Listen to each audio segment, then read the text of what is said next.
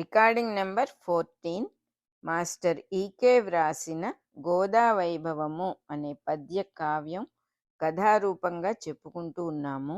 14వ రోజు తెల్లవారుతూ ఉన్నది. వేకువజామునే గోదాదేవి కోనేటికి స్నానానికి బయలుదేరింది. తూర్పువైపు పర్వతం మీద ఉదయిస్తూ ఉన్న సగంగా ఉన్న అరుణబింబం, ఎర్రని సూర్యబింబం కొలనులో నీళ్ల మీద రిఫ్లెక్ట్ అవుతూ ఉంటే గోద స్నానం చేయటం మొదలుపెట్టింది. ఆ ఎర్రటి నీళ్లు వసంతం చల్లుతున్నట్టుగా ఉండి గోదమ్మ వసంత లక్ష్మిలాగా కనపడిందిట. ఆ ఎర్రని నీటిలో స్నానం చేస్తూ ఉన్న గోదాదేవి శ్రీ రాజరాజేశ్వరి మూర్తిలాగా వెలిగిపోయిందిట. కృష్ణుడి కోసం ఎంతో ప్రేమతో తపించిపోతూ ఉన్న గోద మనస్సులో నుంచి కామేశ్వరి మూర్తి యొక్క వైభవాలన్నీ కూడా బయటపడ్డాయిట. ఆవిడ చూపుల మెరుపులలో కోటి మన్మధులు మళ్ళా మళ్ళా శరీరం దాల్చి వచ్చారా, కోటి మన్మధులు వచ్చినట్టుగా అనిపించిందిట. ఆవిడలో ఉన్నటువంటి ఆ కామేశ్వరి తత్వం, అంటే ఫస్ట్ రాజరాజేశ్వరి తత్వం అన్నారు, తర్వాత ఇక్కడ కామేశ్వరి తత్వం అంటున్నారు. అట్లాగే పూదండ మెడలో ధరించి, పూలదండ మెడలో వేసుకొని చిలుక కృష్ణనామ స్మరణ చేస్తూ ఉంటే, భుజం మీద చిలుక ఉంటే గోదాదేవి అందంగా సృష్టి మాధుర్యాలన్నిటినీ సంధానం చేసే శ్రీ శుకశ్యామలామూర్తి వైభవాలతో విరాజిల్లుతూ ఉన్నది. సుఖము అంటే చిలుక, చిలుకని భుజం మీద పెట్టుకున్న శ్యామలామూర్తి వైభవం లాగా ఉన్నదిట గోదాదేవి వైభవం. అలా విరాజిల్లుతూ ఉన్నది ఆవిడ అంటున్నారు. పుష్పమాల మెళ్ళో వేసుకొని కుడి చేతిలో పండు చెరుకు గడను విలాసంగా పట్టుకుందిట గోదమ్మ. పాశము, శూలము, అంకుశము, పండు చెరకు, పంచబాణాలు ధరించి శ్రీ లలితాదేవిలాగా అందాలతో వెలిగిపోయిందిట ఆవిడ. తెల్లని బట్టలతో తెల్లని పలువరుస వెలుగులలో ఆవిడ చిరునవ్వుల్ని స్వీకరించి కాళ్ళు చేతులు గోళ్ల నుంచి ప్రసరించే తెల్లని కాంతులతో గోదాదేవి వయ్యారంగా గుడికి నడిచి వెళ్తూ ఉంటే శారదాదేవి వైభవంలాగా ఉన్నదిట. కిందటి అధ్యాయంలో గోదాదేవిని నారాయణుని స్త్రీమూర్తిగా వర్ణించారు. దానికి తర్వాత వర్ణనగా అమ్మవారి వేరువేరు రూపాల వైభవాల్ని స్వీకరించి గోదాదేవిని వర్ణిస్తూ ఉన్నారన్నమాట. ఆ 16 దివ్య కళలను నింపుకున్న పవిత్రమూర్తి చంద్రబింబం లాంటి చెక్కిళ్ల మీద మందహాసం చిరునవ్వు తుణికిసలాడుతూ ఉంటే గోదాదేవి గర్భాలయంలో అడుగు పెట్టంగానే స్వామి ముఖంలో కొత్త కళలు కనపడినాయిట. ఈరోజు స్వామిలో కనబడుతూ ఉన్న కొత్త నవ్వులు, కులుకు చూపులు, కనుసైగలు, ముక్కు ముత్యపు తళతళలు, ముఖంలో ఉన్న అందాలు ఆవిడకి ఎంతో ముచ్చట కలిగించినాయిట. మురిసిపోతూ ఆవిడ స్వామి బుగ్గలు నొక్కి ముద్దు పెట్టుకుందిట. బూరబుగ్గలతో వేణుగానం చేస్తూ ఉన్న అతని అందాల్ని తనివి తీర చూపులతోనే త్రాగి వేసిందిట. తన దృష్టి సోకి అతడెక్కడ చిక్కిపోతాడో అని మళ్ళీ అరిచేతులు బుగ్గల కానించి తన కణతలకు మెడికల్ నొక్కుందిట. సుప్రభాత సేవ ముగించిన పూజారైన వైష్ణవ స్వామి అప్పటికే తిరిగి వెళ్ళిపోయాడు. స్వామి ఒంటరిగా ఉన్నాడు. గోదమ్మ మనస్సులో ఏకాంత భక్తి వెల్లివిరిసింది. ప్రేమాతిశయంతో స్వామిని పదే పదే ముద్దులు పెట్టుకుంది. గోపికలెందరో ముద్దులు పెట్టగా కందిపోయిన ఉబ్బిపోయిన నీ బుగ్గల్లో నాకు బాగా ఉన్నది స్వామి అని పలుకుతూ ఉంటే స్వామి ముఖంలో చిరునవ్వు కనపడిందిట.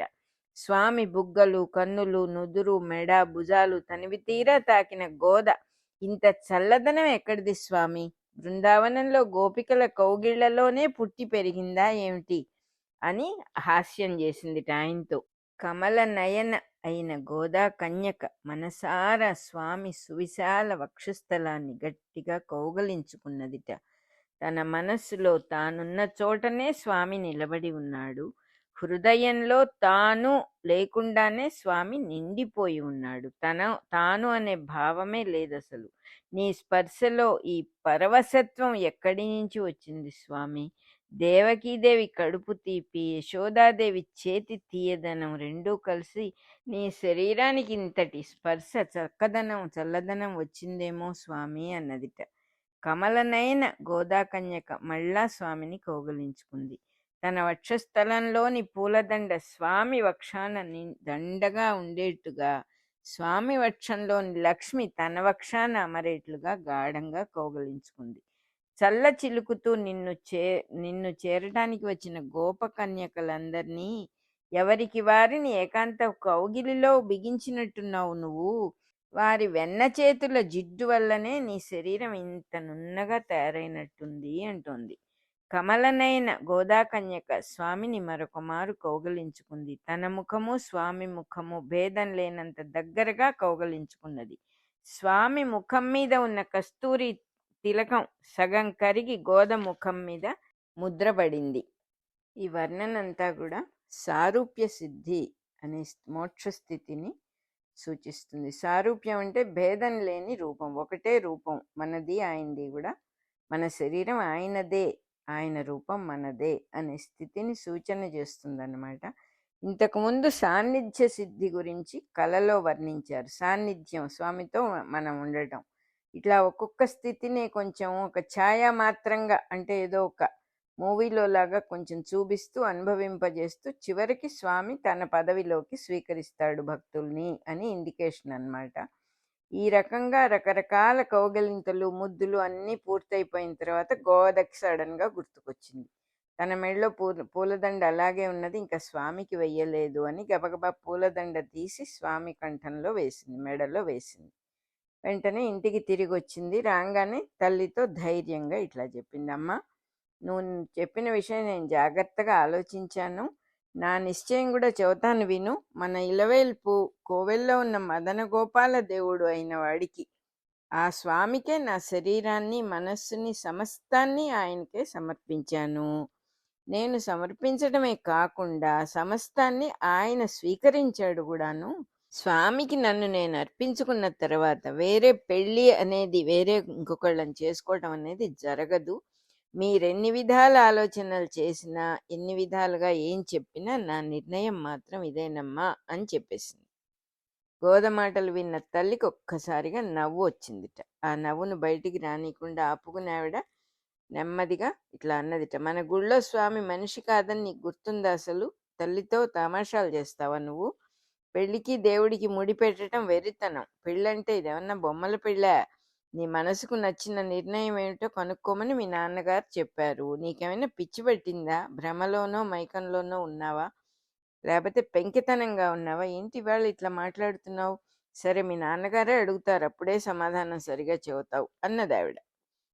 తల్లి ఇట్లా మందలిస్తుంటే గోద మౌనంగా మాట్లాడకుండా బయటికి వచ్చింది. వస్తే అక్కడ తండ్రి గారి శిష్యులు చదువుతూ ఉన్న సత్యభామ పరిణయం అనే కథ చదువుతూ ఉన్నారు వాళ్ళు. అది వింటూ పరవశత్వంతో నిలబడిపోయింది.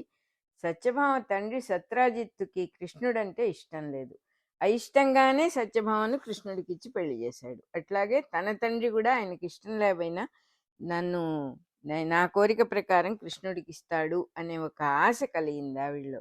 స్వామి చేసిన వాగ్దానంలో సారాంశాన్ని స్వామి ఏం చెప్పాడో అదంతా తల్లికి తక్కువని చెప్పేశాను. నీ తల్లిదండ్రుల దగ్గర దాచొద్దని చెప్పాడు కదా కలలో, అందుకని చెప్పేశాను అమ్మకి.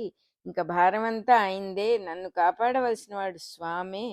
నా స్వామి చేసిన వాగ్దానం కల కదా, అది నిజమేనా? కల నిజమవుతుందా? లేకపోతే నేనే భ్రమపడుతున్నానా? నేను కన్న కల గనక సత్యమే అయితే ఆయనే నిర్వహించుకుంటాడు సమస్తం. ఇది నా చిత్త విభ్రమణ గనక అయితే నా బతుకు నవ్వుల పాలైపోతుంది అంతేను అని అనుకుంది. అంటే మనకు కూడా ఏమవుతుందంటే కలగా ఉన్నదాన్ని మనం నిజమని నమ్మటానికి కొంచెం సంశయం కలుగుతుంది. కానీ స్వామికి సంబంధించిన ఏ విషయమైనా అమ్మవారు కానీ దేవుడు అనేటటువంటి విషయాలన్నీ కూడా కలలోనే వస్తాయి, కలగానే వస్తాయి. ఎందుకంటే ఆ స్ఫియర్, మనం ఉన్న స్థితి, ఆ దేవుడి స్థితి వేరుగా ఉంటాయి. వాళ్ళు మన ఫిజికల్ బాడీ ఫిజికల్ లెవెల్లో దైవం రీచ్ అవ్వటం అనేది ఉండదు. జరిగేది ఎప్పుడు కూడా కళలో లాగానే జరుగుతుంది. అది మనం అర్థం చేసుకోవాల్సిన విషయం వల్ల దైవానికి సంబంధించింది అబద్ధము అని అనుకోవటానికి వీల్లేదు. గురువు దైవము ఎప్పుడు కళలో లాగానే వస్తారు, ఉపదేశాలు కూడా చేస్తారు గురువులు, అవన్నీ నిజమనే మనం కన్సిడర్ చేయాలి. అంతేగాని ఇది కళ అని దైవ సంబంధమైన విషయాల్ని కొట్టివేయడానికి వీల్లేదు. మిగతా విషయాలన్నిట్లో కళల్ని వదిలేయచ్చు, కానీ దైవ సంబంధమైన విషయాలు గురువులు కలలోకి వచ్చినా అది వాస్తవంగానే తీసుకోవాలి అని ఇక్కడ ఇది కూడా ఇంకొకసారి ప్రూవ్ అవుతుంది. మనకి ముందు ముందు తెలుస్తుంది. ఆవిడ ఇప్పుడు ఇట్లా అనుకుంటోంది. ఇది భ్రమ, నిజమా, కల్లోకొచ్చాడు గదా అని. వేణుగోపాలుడు నాకు స్వయంగా కనిపించి చెప్పాడని చెబితే ఇంకా హేళన చేస్తారు తల్లిదండ్రులు. ఇది నిజము అని నిరూపించటానికి నేనేమి నిదర్శనం చూపించలేను గదా! వాళ్ళు నన్ను కలగని ఇట్లా చేస్తున్నావా అని వాళ్ళు నన్ను చాలా అనాదరణ చెయ్యొచ్చు. అటువంటప్పుడు దేవుడొచ్చి నాకేమన్నా సాక్ష్యంగా నిలబడతాడా అని ఆలోచిస్తూ ఉంటే ఎంతకీ అది తెగలేదు ఆవిడకి. కానీ పాపం అట్లాగే కొట్టుమిట్టాడుతూ ఆ రాత్రంతా గోదమ్మ కంటి మీద కునుకే లేకుండా గడిపేసింది. తల్లితో అయితే చెప్పింది గాని గోదకి కృష్ణుడు నిజంగా తనని స్వీకరించాడా లేదా అనే నిర్ధారణ అవలేదు. తనను ప్రేమించాను అని వచ్చి అనుభూతులనిచ్చిన వాడు కృష్ణుడో కాదో కూడా తెలియటం లేదు. ఇద్దరున్నారా ఒకడేనా అనే విషయం తెలియటం లేదు.